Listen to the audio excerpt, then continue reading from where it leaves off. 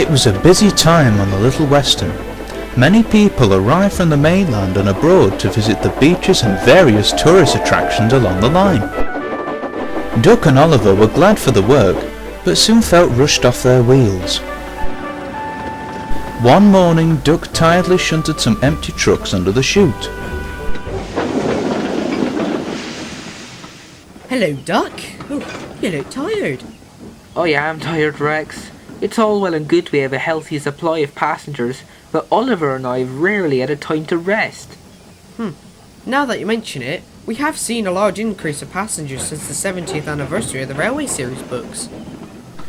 The two engines continued to talk as Duck's trucks were loaded with ballast. Ah well, trucks are loaded. Must go. Cheerio, Rex. Rex watched as the Great Western pannier tank engine puffed out of the yard. Soon his driver arrived. Come on, old boy, our train's due out. Righto, let's go.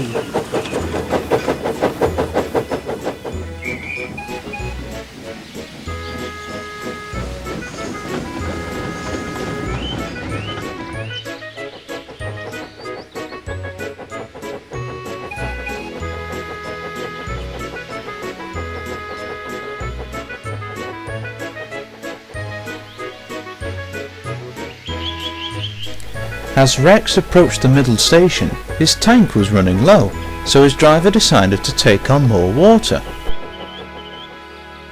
But as the water began to cascade into Rex's tender tank, the small green engine shuddered. Oh, this water tastes disgusting. No time to worry about that now. We have a timetable to keep.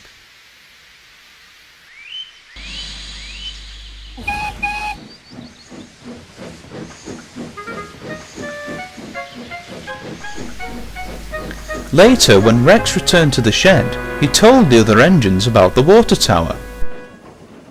I've noticed that too. It's only happened over the last few days. The water at that tower tastes like mud. The small controller should do something about it. The engine's conversation was cut short by the sound of an unfamiliar diesel horn. Mike, Rex and Bert looked up to see a long blue diesel coming towards them. The diesel came to a stop and the small controller stepped out of the cab. This is Sigrid.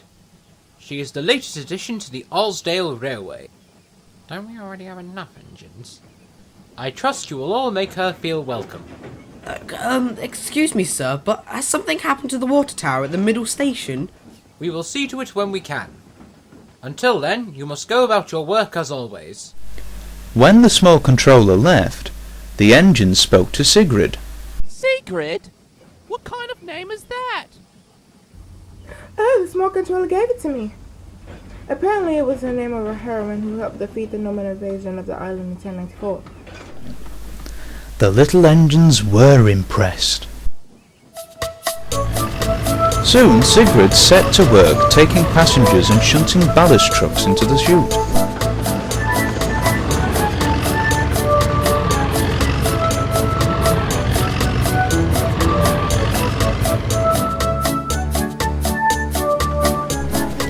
Oliver soon arrived with some empty trucks.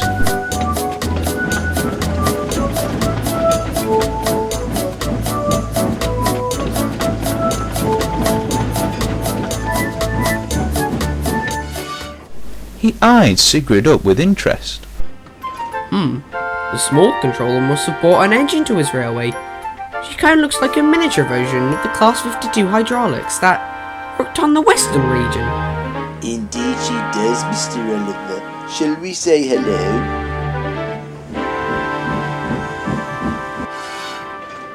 Hello, I'm Oliver, and this is my brake van Toad. You must be new around here. Yes, I am. My name is Sigrid. Pleased to meet you, Miss Sigrid. I trust you will enjoy yourself here. Indeed I will, Toad. The day had been sunny, but as the late afternoon approached, dark clouds gathered in the sky. The other engines were already in their sheds to avoid the bad weather, but Rex and Sigrid had yet to return. Storms are coming.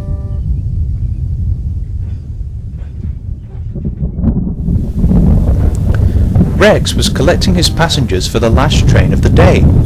He looked up at the thunder rumbling across the sky. Oh, it's a good thing I'm taking covered coaches this evening, otherwise my passengers would get soaked. We best try and beat the storm, old boy. The guard blew his whistle, and Rex steamed out of the station.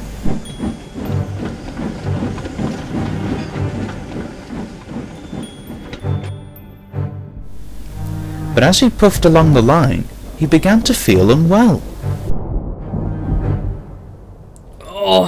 I don't feel so good all of a sudden. Meanwhile, Sigrid was waiting at the ballast mine to take the workers home. Get in quickly. You don't want to be drenched by the rain. The mine manager ran up and spoke to Sigrid and her driver. Rex's injectors have failed. We need your help to get the passengers home. Yes, sir. Right away, sir. And with all the workers boarded, Sigrid rumbled out of the mine. Rex was feeling sorry for himself, and was feeling cross. Oh, I knew it was that blasted water tower. Sigrid, is that you? Yes, Rex, it's me. Oh, thank throttles you've come. Well, I couldn't leave you and your passengers stranded in this weather. Now come on, let's get you home. And with a toot of her horn, Sigrid moved the heavy train into motion.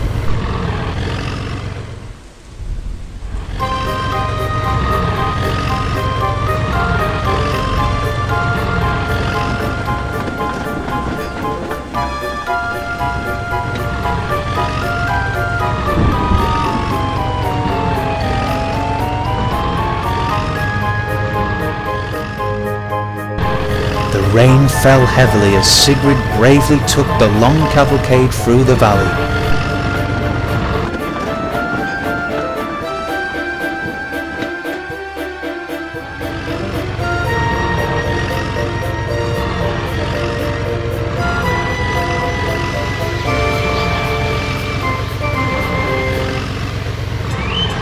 By the time Rex and Sigrid reached the station, the rain began to clear.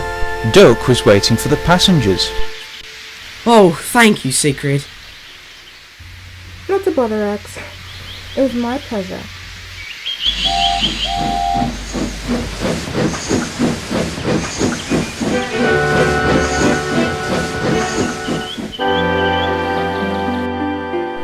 Later, the small controller came to see the engines. A fine piece of work, Sigrid. You truly have lived up to your name. Thank you, sir. The small controller then turned to the other engines. We have investigated the malfunction of the water tower at the middle station.